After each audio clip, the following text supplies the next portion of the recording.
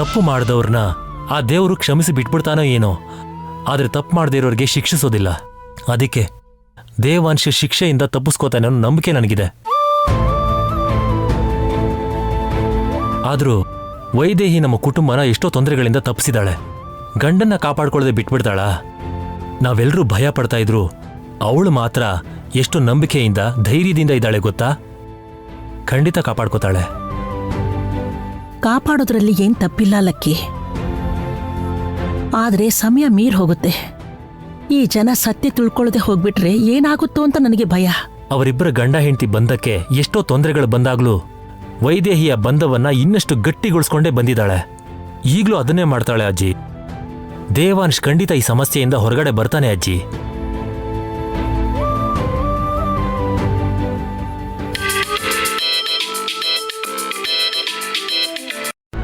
Hello, ಹೇಳಿ. ನಿಮ್ಮ ಫೋನ್ಗೋಸ್ಕರನೇ ಕಾಯ್ತಾ ಇದ್ದೆ. ಏನಾದ್ರೂ ಇನ್ಫಾರ್ಮೇಶನ್ ಸಿಗ್ತಾ? ಇದೇ ದೇವಾಂಶ್ ಅವರೇ, ನೀವು ಹೇಳಿದಾಗೆ ಗೂಗಲ್ ಟೇಕ್ಔಟ್ನಲ್ಲಿ ನೀವು ಅನುಮಾನ ಪಟ್ಟ ಹಾಗೆ ಅನ್ಯೂಶುವಲ್ ಮೂವ್ಮೆಂಟ್ಸ್ ಇದೆ. ಆ ಡೀಟೇಲ್ಸ್ನೆಲ್ಲ ನಿಮಗೆ ಫಾರ್ವರ್ಡ್ ಮಾಡ್ತೀವಿ, ನೋಡಿ. Thank you very much. Vaidehi ಬಾವಾ, ನೀನ್ ಅನ್ಕೊಂಡಿದ್ದೆ ನಿಜ ಆಯ್ತು ವೈದೇಹಿ. ಯಾವ್ದ್ರ ಬಗ್ಗೆ ಮಾತಾಡ್ತಿದ್ಯಾ ಬಾವಾ? ನೀನ್ ರಾತ್ರಿ ಹೇಳ್ದಿಯಲ್ಲ ಆ ವಿಷಯ. ಬಾವಾ, ನಂದೊಂದು ಯೋಚನೆ ಇದೆ. ಇದು ಉಪಯೋಗಕ್ಕೆ ಬರುತ್ತೋ ಇಲ್ವೋ ನಂಗೆ ಗೊತ್ತಿಲ್ಲ. ಏನ್ ವೈದೇಹಿ ಅದು? ಇತ್ತೀಚೆಗೆ ನ್ಯೂಸ್ ಅಲ್ಲಿ ನೋಡಿದ್ದೆ, ನಮ್ಮ ಹತ್ರ ಫೋನ್ ಇದ್ರೆ ನಾವೆಲ್ಲಿದ್ವಿ ಅಂತ ನಾವು ತಿಳ್ಕೊಬೋದಂತೆ ಅಲ್ವಾ? ಯಾವಾಗ ಎಲ್ಲೆಲ್ಲಿದ್ವಿ ಅಂತ ಕೂಡ ಆಮೇಲೆ ತಿಳ್ಕೊಬೋದಂತಲ್ಲ. ಇದೇ ಥರನೇ ಪೊಲೀಸ್ಗಳು ತಪ್ಪು ಮಾಡಿದವ್ರನ್ನ ಕಂಡು ಹಿಡಿತಾರಂತಲ್ಲ. ಗೂಗಲ್ ಟೇಕ್ಔಟ್ ಅಂತ ಒಂದಿದೆ. ಅದ್ರ ಮುಖಾಂತರ ನಮ್ಮ ಫೋನ್ ಎಲ್ಲಿತ್ತು ಅಂತ ಕರೆಕ್ಟಾಗಿ ಗೊತ್ತಾಗುತ್ತೆ. ಹಾಗಾದ್ರೆ ಮಾವಿನ ತೋಪಿನ ಹತ್ರ ನೀನಿದ್ದ ಜಾಗದಲ್ಲಿ ಅದೇ ಟೈಮಲ್ಲಿ ಬೇರೆ ಯಾರಾದ್ರೂ ಇದ್ರೋ ಏನೋ ಪೊಲೀಸ್ ಅವ್ರ ಹತ್ರ ತಿಳ್ಕೊಂಡ್ರೆ? ಯಾರಾದ್ರೂ ಇದ್ರೂ ನಿಜವಾಗ್ಲೂ ತಪ್ಪು ಮಾಡಿದವ್ರು ಯಾರು ಅಂತ ಗೊತ್ತಾಗ್ಬಿಡತ್ತಲ್ಲ ಬಾವಾ.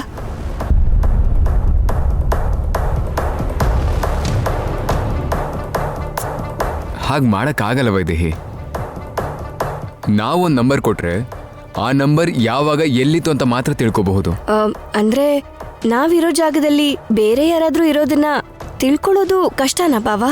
ಖಂಡಿತ ಆಗಲ್ಲ ವೈದೇಹಿ. ಅವ್ರ ನಂಬರ್ ಬೇಕಾಗತ್ತೆ ನಮಗೆ. ನಮ್ಗೆ ಯಾರ ಮೇಲಾದ್ರೂ ಅನುಮಾನ ಇದ್ರೆ ಅವ್ರ ನಂಬರ್ ಕೊಟ್ಟು ಅವ್ರು ಅದೇ ಟೈಮಲ್ಲಿ ನಾವಿದ್ದ ಜಾಗದಲ್ಲಿ ಇದ್ರಾ ಇಲ್ವಾ ಅಂತ ತಿಳ್ಕೋಬಹುದು. ಹಾಗಾದ್ರೆ ಬಾವಾ, ವಾಲಿ ಸುವರ್ಣ ಅತ್ತೆ ಫೋನ್ ನಂಬರ್ನ ಪೊಲೀಸಿಗೆ ಕೊಟ್ಟು ಅವ್ರಲ್ಲಿದ್ರಾ ಇಲ್ವಾ ಅಂತ ತಿಳ್ಕೊಂಡ್ರೆ? ಅಂದ್ರೆ ವೈದೇಹಿ, ಅವ್ರನ್ನ ನಾವು ನಮ್ಮನೇಲಿ ಕೂಡ ಹಾಕಿದ್ವಿ ಅಲ್ವಾ? ಅವ್ರು ಹೇಗೆ ಇಲ್ಲಿಗೆ ಬರೋಕ್ ಸಾಧ್ಯ ಹೇಳು? ಏನೋ ಬಾವಾ, ಹೇಗಾದ್ರೂ ಬಂದಿರ್ಬೋದು. ಯಾಕಂದ್ರೆ ಅವ್ರಿಬ್ರನ್ನ ಬಿಟ್ರೆ ನಮ್ಮೇಲ್ ಯಾರಿಗೂ ದ್ವೇಷ ಹಾಗೆ ಇಲ್ಲ. ಆ ಚಂಚಲ ಕೂಡ ಇದ್ದಾಳೆ. ಇವ್ರ 3 ಜನರಲ್ಲಿ ಯಾರಾದ್ರೂ ಆಗಿರ್ಬೋದು. ಇವ್ರ ನಂಬರ್ನ ಕೊಟ್ಟು ತಿಳ್ಕೊಂಡ್ರೆ ಗೊತ್ತಾಗ್ಬಿಡತ್ತಲ್ವಾ ಬಾವಾ? ಗೊತ್ತಾಗುತ್ತೆ ವೈದೇಹಿ. ಹಾಗಾದ್ರೆ ಆ ನಂಬರ್ ಕೊಡು ಬಾವಾ. ಏನೋ ಅವ್ರು ಹೇಗಾದ್ರೂ ಅಲ್ಲಿಗೆ ಬಂದಿರ್ಬೋದು, ನಾವದನ್ನ ತಿಳ್ಕೊಬೋದು ಅಲ್ವಾ? ವಾಲಿನೇ ರಾಜಲಕ್ಷ್ಮಿಗೆ ಮೋಸ ಮಾಡಿರ್ಬೋದು. ಈ ಅನುಮಾನ ಎಲ್ಲ ಬಗೆಹರಿಯತ್ತೆ ಅಲ್ವಾ? ನೀನು ಈ ಅಪಾಯದಿಂದನೂ ಹೊರಗೆ ಬರ್ಬೋದು ಅಲ್ವಾ? ಕಳಿಸ್ಬಿಡು ಬಾವಾ.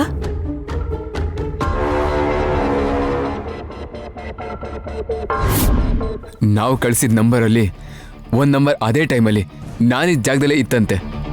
ಯಾರ್ ಬಾವಾ? ಕಳಿಸ್ತೀನಿ ಅಂತ ಹೇಳಿದ್ದಾರೆ, ಬರುತ್ತೆ. ಇಲ್ಲಿ ನೋಡು, ಬಂತು.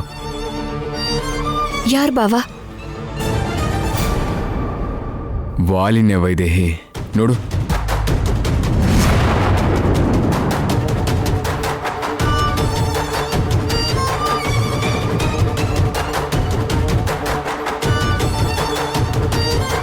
ರಾತ್ರಿ 11 ಗಂಟೆಗೆ ಇಲ್ಲೇ ಇದ್ದಂತ ಶೋ ಆಗ್ತಾ ಇದೆ. ಮತ್ತೆ ಬೆಳಗಿನ ಜಾವ 3 ಗಂಟೆ ಅಷ್ಟರಲ್ಲಿ ಬೆಂಗಳೂರಲ್ಲಿ ನಮ್ಮನಲ್ಲೇ ಇದ್ದ ಅಂತ ತೋರಿಸ್ತಾ ಇದೆ. ಹಾಗಾದ್ರೆ ಖಂಡಿತ ಇದು ವಾಲಿ ಕೆಲ್ಸಾನೇ ಬಾವಾ. ಅಲ್ಲಿ ರೂಮಲ್ಲಿ ಕೂಡ ಹಾಕಿದ್ವಿ ಅಲ್ವಾ? ಇಲ್ಲಿಗೆ ಹೇಗ್ ಬರ್ತಾನೆ ಅಂತ ಅವನ ಮೇಲೆ ಅನುಮಾನ ಪಡದೆ ಬಿಟ್ಬಿಟ್ಟಿದ್ವಿ. ಇನ್ನು ಅವನನ್ನ ಬಿಡಲ್ಲ ಬಾವಾ. ಇಷ್ಟೆಲ್ಲ ಮೋಸ ಮಾಡಿ ನಿನ್ನನ್ನು ಹೀಗೆ ಸಿಕ್ಕಾಕಿಸ್ತಾನ? ಅವನನ್ನಂತೂ ಬಿಡ್ಲೇಬಾರ್ದು. ಎಲ್ರೂ ಮುಂದೇನು ಆರೋಪಿಯಾಗ ಅವನು ನಿಲ್ಲಿಸಿ ಶಿಕ್ಷೆ ಸಿಗೋ ಹಾಗೆ ಮಾಡಬೇಕು. ರಾಜಲಕ್ಷ್ಮಿಗೆ ನ್ಯಾಯ ಸಿಗೋ ಹಾಗೆ ಮಾಡಬೇಕು. ಈ ಆಧಾರ ಇಟ್ಕೊಂಡು ಅವ್ರಿಗೆ ಶಿಕ್ಷೆ ಆಗೋಗಿ ಮಾಡೋಕ್ಕಾಗಲ್ಲ ವೈದೇಹಿ. ಯಾಕೆ ಮಾಡೋಕ್ಕಾಗಲ್ಲ ಬಾವ? ಆ ಟೈಮಲ್ಲಿ ಆ ಕಡೆಯಿಂದ ಇಲ್ಲಿಗೆ ಬಂದು ಮತ್ತೆ ಹೊರಟೋಗಿದ್ದಾನೆ ಅಂದರೆ ಅವನಲ್ದೆ ಹೋದ್ರೆ ಇನ್ಯಾರು? ಯಾವುದೋ ಬೇರೆ ಕೆಲಸದ ಮೇಲೆ ಬಂದಿದೆ ಅಂತ ಸುಳ್ಳು ಹೇಳ್ಬಹುದಲ್ವಾ? ಅವನು ಎಂತವನು ಅಂತ ನಮಗೂ ಗೊತ್ತು, ಆದರೆ ಎಲ್ರಿಗೂ ಗೊತ್ತಿಲ್ಲ ಅಲ್ವಾ? ರಾಜಲಕ್ಷ್ಮಿಗೆ ಅನ್ಯಾಯ ಆಗಬೇಕಾದ್ರೆ ಅಲ್ಲಿ ಯಾರೂ ಇರಲಿಲ್ಲ ಅಲ್ವಾ? ಹಾಗಾಗಿ ವಾಲಿನ ದೋಷಿ ಅಂತ ನಿರೂಪಿಸೋಕ್ಕಾಗಲ್ಲ. ತಪ್ಪು ಮಾಡ್ತಾ ಇದ್ದಾಗಲೇ ಸಿಕ್ಕಾಕೋಬೇಕು. ಇಲ್ಲ ನನ್ನ ಹಾಗೆ ತಪ್ಪು ಮಾಡದೇ ಇದ್ರೂ ತಪ್ಪಿಸ್ಕೊಳಕ್ಕಾಗದೇ ಇರೋಂಥ ಪರಿಸ್ಥಿತಿಯಲ್ಲಿ ಸಿಕ್ಕಾಕೋಬೇಕು. ಹಾಗಾದ್ರೆ ಇವತ್ತು ತಪ್ಪು ಮಾಡ್ತಿದ್ದ ಹಾಗೇನೆ ಹಿಡಿದ್ಬಿಡೋಣ ಬಾವ. ಹೇಗೆ?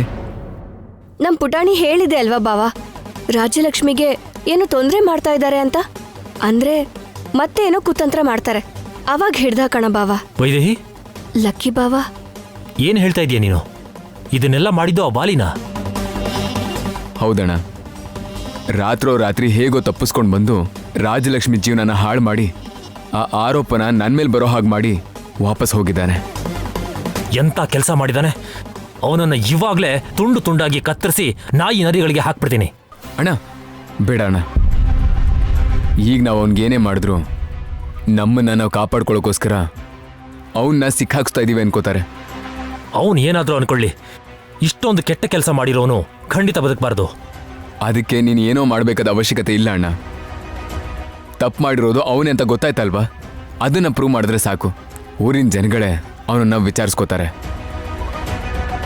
ನೀನು ಆವೇಶದಲ್ಲಿ ವಾಲಿಗೆ ಏನಾದರೂ ಮಾಡೋಕ್ಕೆ ಹೋದರೆ ಈ ಸತ್ಯ ನಮಗೆ ಗೊತ್ತಾಗಿದೆ ಅಂತ ಅವ್ರಿಗೆ ಗೊತ್ತಾಗಿ ಹೋಗುತ್ತೆ. ಆಮೇಲೆ ಹುಷಾರಾಗ್ಬಿಡ್ತಾರೆ ಅವರು. ನಮಗೇನು ಗೊತ್ತಿಲ್ಲ ಅನ್ನೋ ಹಾಗೆ ಇರೋಣ. ಹೌದು ಬಾವ, ಇವ್ರು ಹೇಳಿದ್ದು ನಿಜ. ನಮಗೇನು ಗೊತ್ತಿಲ್ಲದೆ ಇರೋ ಹಾಗಿದ್ರೇನೆ ಅವರೇ ಬಂದು ಬಲೆಗೆ ಬೀಳ್ತಾರೆ. ಅದಕ್ಕೆ ನಮಗೇನು ಗೊತ್ತಿಲ್ಲದೆ ಇರೋ ಹಾಗಿರ್ಬೇಕು. ಸಿಕ್ಕಾಕೋತಾನೆ ಅಣ್ಣ. ಆ ವಿಷಯ ಬಿಡು. ರೈತರಿಗೆ ಕೊಡ್ಬೇಕಾದ ಹಣ ತಂದಿದ್ಯಾ? ತಂದಿದ್ದೀನಿ ದೇವಾಂಶ್. ಹಾಗಾದ್ರೆ ಹೋಗಿ ಕೊಟ್ಬರೋಣ ಬಾಣ್ಣ. ಕೊಟ್ಬಿಡೋಣ ದೇವಾಂಶ್. ನಿನ್ನನ್ನು ಆರೋಪಿತರ ನೋಡ್ತಿರೋರಿಗೆ ಯಾಕೆ ಸಹಾಯ ಮಾಡಬೇಕು ಅಂತ ಒಂದು ಕ್ಷಣ ಅನ್ನಿಸ್ತು. ಆದರೆ ಊರ್ಮಿಳಾ ಏನು ಹೇಳಿದ್ಲು ಗೊತ್ತಾ? ಒಳ್ಳೇದನ್ನು ಮಾಡಿದ್ರೆ ಒಳ್ಳೇದೇ ನಮಗೆ ವಾಪಸ್ ಬರುತ್ತೆ ಅಂತ. ಈಗಲೂ ಅದೇ ನಡೀತಾ ಇದೆ. ನೀನು ರೈತರಿಗೆ ಒಳ್ಳೇದು ಮಾಡಬೇಕು ಅಂತ ಅನ್ಕೊಂಡೆ. ವಾಲಿನೇ ಇದನ್ನೆಲ್ಲ ಮಾಡಿದ್ದು ಅಂತ ಗೊತ್ತಾಗೋ ಹಾಗೆ ಮಾಡಿ ಆ ದೇವರು ನಮಗೆ ಒಳ್ಳೇದನ್ನೇ ಮಾಡ್ದ.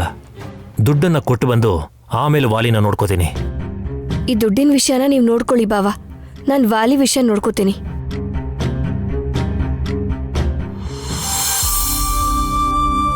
ರಾಜಲಕ್ಷ್ಮಿ, ರಾಜಲಕ್ಷ್ಮಿ, ಬಾಗ್ಲ ತೆಗಿ.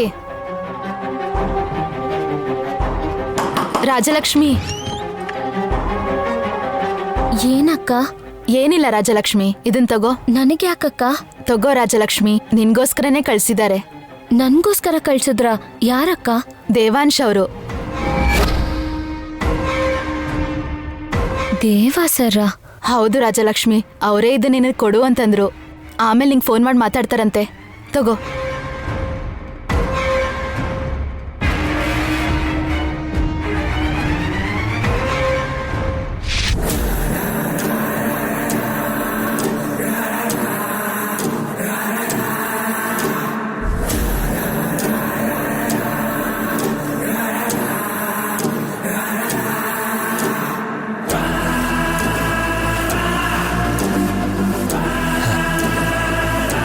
ತಗೋ, ಇದನ್ನ ತಗೊಂಡೋಗಿ ಆ ರಾಜಲಕ್ಷ್ಮಿ ಕೊಡು. ದೇವಾಂಶ್ ಅವ್ರು ಕೊಟ್ರು ಅಂತ ಹೇಳು. ಆಯ್ತು ಅಣ್ಣ. ಇನ್ನೊಂದು ವಿಷಯ, ದೇವಾಂಶ್ ಅವರು ಅವಳಿಗೆ ಫೋನ್ ಮಾಡ್ತಾರೆ ಅಂತ ಹೇಳು. ಸರಿ ಅಣ್ಣ, ಆಯ್ತು. ದೇವಾಂಶ್ ಅವರು ಫೋನ್ ಕೂಡ ಮಾಡ್ತಾರಂತೆ. ನೋಡು, ಅವರೇ ಫೋನ್ ಮಾಡ್ತಿರ್ಬೇಕು. ನೀನ್ ಮಾತಾಡು.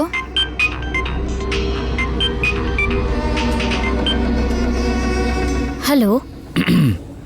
ಹಲೋ ರಾಜಲಕ್ಷ್ಮಿ, ನಾನು ದೇವಾಂಶ್. ಸರ್ ನೀವಾ? ಇದು ನಿಮ್ಮ ಫೋನ್ ನಂಬರಾ? ನಂದೆ. ಇನ್ನೊಂದು ನಂಬರ್. ಈ ನಂಬರ್ ಯಾರಿಗೂ ಗೊತ್ತಿಲ್ಲ, ವೆರಿ ಪರ್ಸ್ನಲ್. ಇವಾಗ ನಿನಗಷ್ಟೇ ಗೊತ್ತಾಗ್ತಾ ಇದೆ. ಯಾರಿಗೂ ಗೊತ್ತಾಗ್ದ ಹಾಗೆ ನಿನ್ನ ಮಹಾರಾಣಿಯಾಗಿ ನೋಡ್ಕೊಳ್ಳೋಣ ಅಂತಿದ್ದೆ. ಅದಕ್ಕೆ ಎಲ್ರೆದ್ರು ಆ ಥರ ಮಾತಾಡಿದ್ದು. ಆದರೆ ಆ ವೈದೇಹಿ...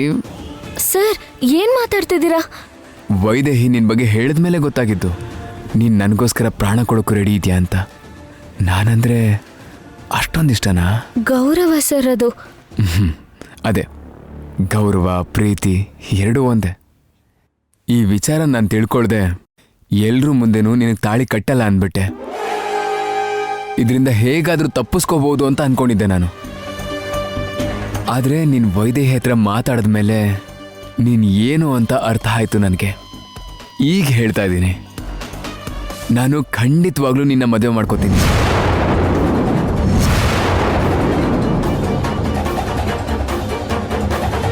ಅಯ್ಯೋ ಸರ್, ಏನ್ ಹೇಳ್ತಿದ್ದೀರಾ? ಹೌದು ರಾಜಲಕ್ಷ್ಮಿ, ಈ ದೇವಾಂಶ್ ನಿನ್ ಕುತ್ತಿಗೆಗೆ ತಾಳಿ ಕಟ್ತಾನೆ ಅಂತ ಹೇಳ್ತಾ ಇದ್ದೀನಿ. ನಂಗೆ ನಂಬಕ್ಕಾಗ್ತಿಲ್ಲ. ನಿಜವಾಗ್ಲೂ ಮಾತಾಡ್ತಿರೋ ದೇವ ಸರೇನಾ? ನೀವೇ ನನಗ್ ತಾಳಿ ಕಟ್ತೀನಿ ಅಂತಿದ್ದೀರಾ? ನಾನೇ ರಾಜಲಕ್ಷ್ಮಿ, ದೇವಾಂಶ್. ಅನುಮಾನನ? ನನ್ನ ಧ್ವನಿ ಗೊತ್ತಾಗ್ಲಿಲ್ವಾ ನಿನ್ಗೆ? ಕೇಳಿಸ್ಕೊಂಡಾಗ ಗೊತ್ತಾಗ್ತಿದೆ, ಆದ್ರೆ ನನಗ್ ಗೊತ್ತಿರೋ ದೇವ ಸರ್ ಹೀಗ್ ಮಾತಾಡ್ತಿದ್ದಾರೆ ಅಂದ್ರೆ ನಂಬಕ್ಕೆ ಆಗ್ತಿಲ್ಲ. ಇದು ನೀನ್ ನೋಡ್ದೇ ಇರೋ ದೇವಾಂಶ್ ಇನ್ನರ್ ಫೀಲಿಂಗ್ ರಾಜಲಕ್ಷ್ಮಿ. ನೀನಂದ್ರೆ ತುಂಬಾ ಇಷ್ಟ ನನಗೆ. ನನಗ್ ಬಿಟ್ರೆ ಇನ್ಯಾರಿಗೂ ನೀನ್ ಸಿಕ್ಕೋಕ್ ಬಿಡಲ್ಲ ನಾನು. ನಾನು ಇದಕ್ ಮುಂಚೆ ಹೀಗಿರ್ಲಿಲ್ಲ ರಾಜಲಕ್ಷ್ಮಿ. ಮೊನ್ನೆ ನೀನು ಎಳ್ನೀರು ಕೊಟ್ಟಿಯಲ್ಲ, ಆ ಕ್ಷಣದಿಂದಾನೆ ಆ ಮತ್ತಲ್ಲೇ ನಿನಗೆ ಹತ್ರ ಆಗ್ಬಿಟ್ಟೆ.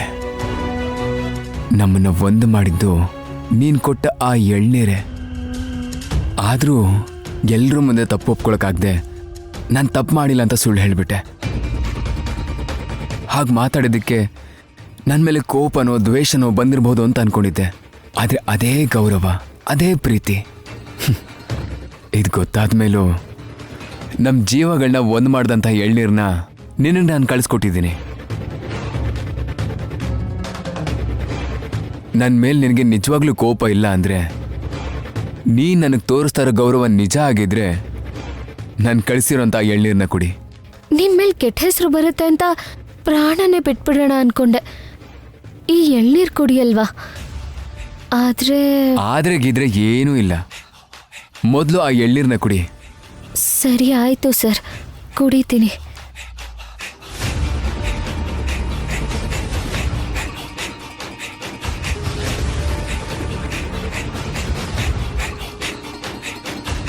ಥೇಟ್ ದೇವಾಂಶ್ ಥರನೇ ಮಾತಾಡ್ತಿದ್ಯಲ್ಲೋ. ಆವತ್ತು ಯಾವ ಥರ ಮೋಡಿ ಮಾಡಿದೆ ಅಂತ ನನ್ಗೀವಾಗ ಅರ್ಥ ಆಗ್ತಿದೆ. ಅವತ್ ದೇವಾಂಶ್ ಜೀವನದಲ್ಲಿ ಕಪ್ಪು ಚುಕ್ಕೆ ಬರೋ ಥರ ಮಾಡೋದಕ್ಕೆ ಇವತ್ತು ರಾಜಲಕ್ಷ್ಮಿ ಜೊತೆಗೆ ಆ ದೇವಾಂಶ್ನ ಮೇಲ್ ಕಳ್ಸೋದಕ್ಕೆ ಹೀಗೆ ದೇವಾಂಶ್ ವಾಯ್ಸಲ್ಲಿ ಮಾತಾಡ್ಬೇಕಾಗಿ ಬಂತು. ಈಗ ನನ್ನ ಮಾತು ಕೇಳಿರೋ ಆ ರಾಜಲಕ್ಷ್ಮಿ, ಇಲ್ಲ ದೇವಾಂಶ್ ವಾಯ್ಸ್ ಕೇಳಿರೋ ರಾಜಲಕ್ಷ್ಮಿ ವಿಷ ಬೆರೆಸಿರೋ ಆ ಎಳ್ನೀರನ್ನ ಅಮೃತ ಅನ್ಕೊಂಡು ಕುಡಿತಾಳೆ. ಆಮೇಲೆ ಅವಳ ಪ್ರಾಣ ಹೋಗುತ್ತೆ. ದೇವಾಂಶ್ ಗಲ್ಲಿಗೆ ಇರೋದ್ ಬಿಟ್ರೆ ಪಾಪ ತಪ್ಪಿಸ್ಕೊಳಕ್ ಯಾವ ದಾರಿನೂ ಇರಲ್ಲ ಅವನ್ಗೆ. ಆಗ ಆ ದೇವಾಂಶ್ ಮೇಲ್ ಹೋಗ್ತಾನೆ. ಈ ರಾಜ್ಯಭಾರ ಎಲ್ಲ ನನ್ನ ಮಗನ್ ಸ್ವಂತ ಆಗತ್ತೆ.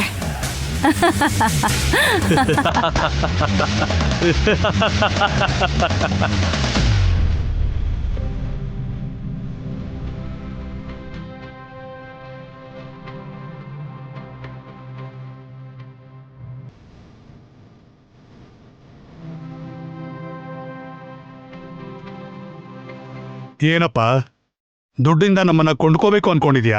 ನಾನು ತಪ್ಪು ಮಾಡಿದ್ದೀನಿ ಅಂತ ನೀವು ಹೇಳಿದಾಗ ನನ್ನ ಪ್ರಾಣನೇ ಕೊಡ್ತೀನಿ ಅಂತ ಹೇಳಿದ್ದು ನಾನು. ಈಗಲೂ ಅದೇ ಮಾತು ಮೇಲೆ ನಿಂತಿದ್ದೀನಿ. ಅದಕ್ಕೂ ಈ ದುಡ್ಡಿಗೂ ಯಾವ ಸಂಬಂಧನೂ ಇಲ್ಲ. ಇದು ನಿಮಗೋಸ್ಕರ ತಂದಿದ್ದ ಹಣ. ಇದನ್ನು ನಿಮಗೆ ತಲುಪಿಸಿದ ಮೇಲೇ ನಾನು ಮನೆಗೆ ಹೋಗೋದಾಗ್ಲಿ ಸ್ಮಶಾನಕ್ಕೆ ಹೋಗೋದಾಗ್ಲಿ ಆಗೋದು. ನನ್ನಿಂದಾಗಿ ಇಷ್ಟು ಕುಟುಂಬಗಳಿಗೆ ತೊಂದರೆ ಆಗಬಾರ್ದು. ಆದರೂ ಇದು ನಾನು ಕೊಡ್ತಾ ಇರೋದಲ್ಲ. ನೀವು ನಂಬ್ಕೊಂಡ್ರು ನಿಮ್ಮ ರಾಜ ಕುಟುಂಬ ನಿಮಗೆ ಬೆನ್ನೆಲುಬಾಗಿರ್ತೀವಿ ಅಂತ ಹೇಳಿ ನಿಮಗೆ ಮಾತು ಕೊಟ್ಟಿದ್ದಂತ ನನ್ನ ತಂದೆ ದಶರಥ ರಾಮ ಅವರೇ ಈ ದುಡ್ಡನ್ನ ಕೊಡ್ತಾ ಇದ್ದಾರೆ ಅಂತ ಅನ್ಕೊಳ್ಳಿ. ಈ ದುಡ್ಡಿಗಾಗ್ಲಿ ಇವತ್ತು ನೀವು ಕೊಡೋಕೆ ಹೋಗ್ತಾ ಇರೋ ತೀರ್ಮಾನಕ್ಕಾಗಲಿ ಯಾವ ಸಂಬಂಧನೂ ಇಲ್ಲ. ದಯವಿಟ್ಟು ನನ್ನ ಮಾತನ್ನು ನಂಬಿ. ನನ್ನ ತಮ್ಮ ಏನೂ ತಪ್ಪು ಮಾಡಿಲ್ಲ. ಇನ್ನೊಂದು ಸ್ವಲ್ಪ ಹೊತ್ತಲ್ಲಿ ನಿಜ ಏನು ಅಂತ ನಿಮಗೆ ಅರ್ಥ ಆಗುತ್ತೆ. ಅಣ್ಣ, ಹೇಳಕ್ ಬಿಡು ದೇವ. ನೀನು ಮಾಡದೇ ಇರೋ ತಪ್ಪಿಗೆ ನಿನ್ನನ್ನು ಅಪರಾಧಿ ಮಾಡಿದ್ದಾರೆ. ಇವಾಗ ಸಹಾಯ ಮಾಡೋದಕ್ಕೆ ಬಂದರೆ ಇವಾಗ್ಲೂ ತಪ್ಪಿಸ್ಕೊಳ್ಳೋದಕ್ಕೆ ಅವ್ರಿಗೇನೋ ಲಂಚ ಕೊಡ್ತಿದೀವಿ ಅನ್ನೋ ಥರ ಫೀಲ್ ಮಾಡ್ಕೋತಾ ಇದಾರೆ. ನಿಜವಾಗ್ಲೂ ತಪ್ಪು ಮಾಡಿದವರು ಅವಕಾಶ ಸಿಕ್ಕಾಗ ಹೇಗೆ ತಪ್ಪಿಸ್ಕೋಬೇಕು ಅಂತ ನೋಡ್ತಾ ಇರ್ತಾರೆ. ಆದರೆ ನನ್ನ ತಮ್ಮ ಆ ಥರ ಇಲ್ಲ. ನಿಮಗೋಸ್ಕರ ಇಲ್ಲಿಗೆ ಬಂದು ಏನು ತಪ್ಪು ಮಾಡದೇ ಇದ್ರೂ ಕೂಡ ನಿಮ್ಮ ಅನುಮಾನಕ್ಕೆ ತಲೆ ಬಗ್ಗಿಸಿ ಕೊನೆಗೆ ನಿಮಗೂ ಸಹಾಯ ಮಾಡಬೇಕು ಅಂತ ನೋಡ್ತಿದ್ದಾನೆ. ಅಷ್ಟೇ ಬಿಟ್ರೆ ಈ ದುಡ್ಡನ್ನ ತಗೊಂಡು ನೀವು ಅವನು ಕೊಟ್ಟಿರೋ ಶಿಕ್ಷೆನ ವಾಪಸ್ ತಗೊಳ್ಳಿ ಅಂತ ಕೇಳೋದಕ್ಕಲ್ಲ. ನಾನೇನು ಸುಮ್ಮನೆ ಹೇಳ್ತಾ ಇಲ್ಲಪ್ಪ, ನೋಡಿದ್ದನ್ನ ನಂಬಿ ಅದ್ರ ಪ್ರಕಾರನೇ ತೀರ್ಪು ಕೊಡ್ತಾ ಇದ್ದೀನಿ. ಹೌದು, ನೋಡೋದನ್ನ ನಂಬೋದೇ ಮನುಷ್ಯ ಗುಣ. ಆದ್ರೆ ಅದು ನಿಜಾನ ಸುಳ್ಳ, ಆ ಮನುಷ್ಯನ ಪ್ರವೃತ್ತಿ ಏನು, ಇದನ್ನ ಮಾಡ್ತಾನ ಇಲ್ವಾ ಏನೂ ಯೋಚನೆ ಮಾಡಲ್ಲ. ನೋಡಿದ್ವಾ, ಅದೇ ನಿಜ. ಅದರಿಂದಾನೇ ನಿರ್ಧಾರಕ್ಕೆ ಬಂದ್ಬಿಡ್ತೀವಿ ಅಷ್ಟೇ. ಆದ್ರೆ ನನ್ನ ತಮ್ಮ ಆ ಥರ ಅಲ್ಲ. ಒಬ್ಬ ರಾಜನ್ ಥರ ಕೊನೆಯ ಉಸಿರಿರೋವರೆಗೂ ತಾನು ಕೊಟ್ಟಿರೋ ಮಾತಿಗೆ ಬದ್ಧನಾಗಿರ್ತಾನೆ. ಆ ಮಾತಿನ ಪ್ರಕಾರ ನಡ್ಕೊಳ್ಳೋಕೆ ಇಲ್ಲಿಗೆ ಬಂದಿದ್ದಾನೆ. ನೀವು ಯಾವುದೇ ಅನುಮಾನ ಇಲ್ಲದೆ ಈ ದುಡ್ಡನ್ನು ತಗೋಬಹುದು. ದೊಡ್ಡವರು ದಯವಿಟ್ಟು ನಾನು ಹೇಳೋ ಮಾತನ್ನ ಕೇಳಬೇಕು. ಈಗಾಗಲೇ ನನ್ನ ಮೇಲೆ ಒಂದು ಕಪ್ಪು ಚುಕ್ಕೆ ಇದೆ. ಈಗ ನೀವೇನಾದರೂ ಈ ದುಡ್ಡನ್ನ ತಗೊಳ್ಳಿಲ್ಲ ಅಂತಂದ್ರೆ ನನ್ನ ಮೇಲೆ ಈ ಆರೋಪ ಬರೋದಕ್ಕೆ ಕಾರಣ ನೀವೇ ಆಗಿರೋದ್ರಿಂದ ನಿಮಗೆ ಕೊಡಬೇಕಾದ ದುಡ್ಡನ್ನ ನಾನು ಕೊಡ್ದೇನೆ ವಾಪಸ್ ತಗೊಂಡು ಹೋದೆ ಅನ್ನೋ ಇನ್ನೂ ಒಂದು ಆರೋಪ ಹೊತ್ಕೋಬೇಕಾಗತ್ತೆ. ಇವತ್ತು ಈ ಊರಲ್ಲಿ ಏನೇ ನಡೆದ್ರು, ನಾನು ಇರಲಿ ಇಲ್ಲದೆ ಹೋದ್ರು ನಿಮ್ಮೆಲ್ಲರ ಜೀವನಕ್ಕೂ ಒಳ್ಳೇದೇ ಆಗಬೇಕು. ತಗೊಳ್ಳಿ, ಈ ದುಡ್ಡನ್ನು ತಗೊಳ್ಳಿ. ಏನು ಯೋಚಿಸ್ತಾ ಇದ್ದೀರಾ? ಆರೋಪಿ ಸ್ಥಾನದಲ್ಲಿ ನಿಂತಿರೋರು ಕೊಡೋ ದುಡ್ಡನ್ನ ತಗೊಳ್ಳೋದಕ್ಕೆ ನಿಮಗೆ ಇಷ್ಟ ಆಗ್ತಾ ಇಲ್ವಾ? ಯಾರು ನಿಮಗೆ ನನ್ನ ತಮ್ಮ ತನ್ನ ಜೀವನನ ನಾಶ ಮಾಡ್ದ ಅಂತ ಹೇಳಿದ್ಲೋ ಆ ರಾಜಲಕ್ಷ್ಮಿ ಅವತ್ತಿಗೂ ಇವತ್ತಿಗೂ ನನ್ನ ತಮ್ಮ ದೇವರು ಅಂತ ಭಾವಿಸ್ತಾಳೆ. ನನ್ನ ತಮ್ಮ ದೇವರು ಅಂತ ಅವಳೇ ನಿಮ್ಮ ಮುಂದೆ ಹೇಳ್ತಾಳೆ.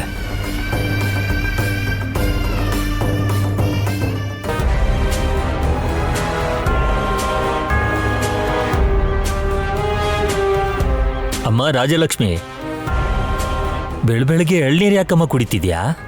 ತಾತ, ಇದನ್ನ ದೇವ ಸರ್ ಕಳ್ಸ್ಕೊಟ್ಟಿದ್ದಾರೆ. ಏನು, ದೇವಾಂಶ್ ಅವ್ರು ಕಳ್ಸಿದ್ರಾ?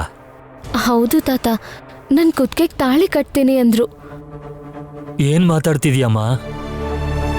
ತಪ್ಪು ಮಾಡಿಲ್ಲ, ಪ್ರಾಣನಾದ್ರೂ ಕೊಡ್ತೀನಿ, ತಾಳಿ ಮಾತ್ರ ಕಟ್ಟೋಲ್ಲ ಅಂತ ಹೇಳಿದ್ರಲ್ಲ. ಆಗ ಪರಿಸ್ಥಿತಿ ಬೇರೆ ಅಂತೆ ತಾತ, ಅದಕ್ಕೆ ಹಾಗೆ ಹೇಳಿದ್ರಂತೆ. ಆದ್ರೆ ಈಗ ನಿಜ ತಿಳ್ಕೊಂಡಿದಾರಂತೆ. ನನಗೆ ತಾಳಿ ಕಟ್ಬೇಕು ಅಂತ ನಿರ್ಧಾರ ಮಾಡಿದಾರಂತೆ. ಅವ್ರ ಮೇಲ್ ನನಗೆ ಯಾವ ಕೋಪನೂ ಇಲ್ಲ. ತಾಳಿ ಕಟ್ಟಿಸ್ಕೊಳ್ಳೋದಿಕ್ಕೆ ನನಗೆ ಯಾವ ಅಭ್ಯಂತರನೂ ಇಲ್ಲ ಅಂದ್ರೆ ಅವ್ರು ಕಳಿಸ್ಕೊಟ್ಟಿರೋ ಈ ಎಳ್ನೀರ್ ಕುಡಿಯಕ್ ಹೇಳಿದ್ರು. ಏನ್ ನಡೆದಿದ್ಯೋ, ಅಷ್ಟಕ್ಕೂ ಯಾಕೆ ನಡೆದಿದ್ಯೋ ನನಗೇನು ಗೊತ್ತಿಲ್ಲ. ನಮಗ್ ಒಳ್ಳೇದ್ ಮಾಡಿರೋ ದೇವ ಸರ್ ಮೇಲೆ ಕೋಪ ಯಾಕ್ತಾತ? ಬೇಡಮ್ಮ, ಅದು ಎಳ್ನೀರಲ್ಲ, ಪಾಷಾಣ. ಆ ಪಾಷಾಣನ ಕಳಿಸಿ ನಿನ್ ಪ್ರಾಣ ತೆಗಿಯಕ್ ನೋಡ್ತಿರ್ಬೇಕು. ತಾತ, ದೇವ ಸರ್ ಅಂತ ಕೆಲ್ಸ ಯಾಕೆ ಮಾಡ್ತಾರೆ? ನಿನ್ ಮಾನನ ಕಿತ್ಕೊಂಡವ್ರು ಕೂಡ ಅವರೇ ಅಲ್ವೇನಮ್ಮ? ಪ್ರಾಣ ತೆಗೆಯೋದು ಅವ್ರಿಗೊಂದು ಲೆಕ್ಕನಾ? ರಾಜ ಕುಟುಂಬದಲ್ಲಿರೋ ರಾಜನೀತಿ ನಿನಗೆ ಗೊತ್ತಿಲ್ಲಮ್ಮ. ನಿನ್ನನ್ನು ಸಾಯಿಸಿ ನಿನ್ನ ತಲೆನೋವನ್ನ ಕಳ್ಕೋತಾರೆ.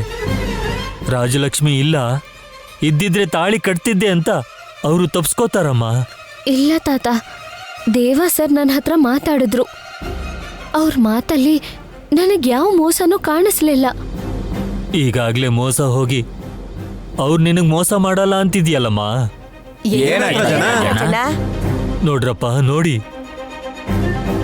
ಎಲ್ಲಿ ನನ್ನ ಮೊಮ್ಮಗಳು ಕುತ್ತಿಗೆಗೆ ತಾಳಿ ಕಟ್ಬೇಕಾಗುತ್ತೋ ಅಂತ ತಪ್ಪಿಸ್ಕೊಳ್ಳೋಕ್ಕೋಸ್ಕರ ದೇವಾಂಶ್ ಅವರು ಈ ವಿಷಯನ ಕಳಿಸಿದ್ದಾರೆ.